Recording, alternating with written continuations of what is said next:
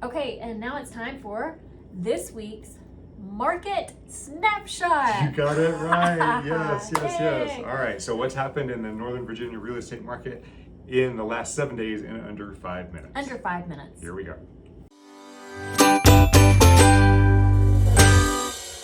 Okay.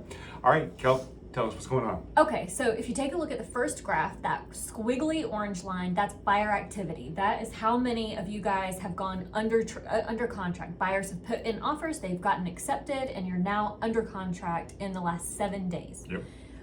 The squiggly blue line, that's seller activity. That is how many new homes have gone active on the market in Northern Virginia in the last 7 days. That's right.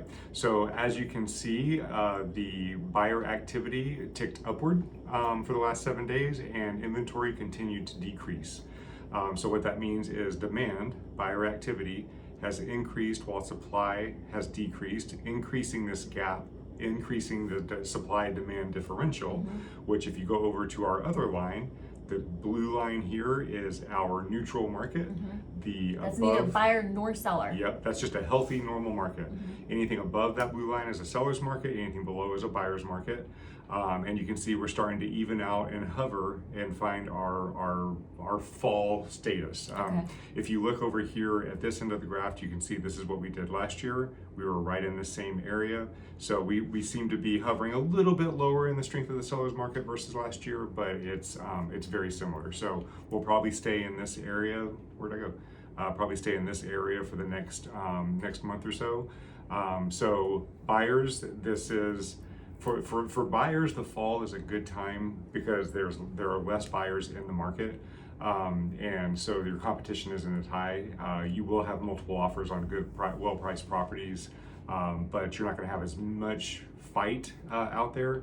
And then for sellers, the good thing right now for sellers is there aren't as many buyers, but the ones that are out there are very serious. So if you price the property appropriately and you prepare it, you get those buyers in there, you will get multiple offers and get top dollar. So and statistics have shown, we've shown this in a couple of other videos, that after 7 of the 8 last elections, property values have gone up significantly in the following year. The one year it didn't was 2008. That was obviously during the mortgage crisis. So what that means for buyers right now, interest rates are at a good place. They're a little bit lower than they had been. There's a little less buyer demand out there. So buyers, it's a great time because come next year, those prices are going to start going up again. They're actually still going up. They're going to actually go up more next year. Doesn't it go up more if there is like a change in party? It's been regardless, because it was 7 of the 8 last years and there were switches in all those. So I don't know if it goes up more or not, but they all go up. Okay. So explain to everybody what the normal healthy market, like what does that even mean? We understand it's neither buyer nor seller, it's even, but what does that mean? So that means that there's a statistic called the absorption rate. So if you take all of the properties that are currently on the market and no new properties came on the market, and then you had the same buying activity that continued, how long would it take for those properties to sell out? Would it go no properties? So right now, I just did the monthly market report for September, and for September, the absorption rate was 3 months.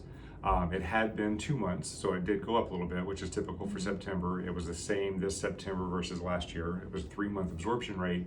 A 5 to 6 month absorption rate is considered a normal market.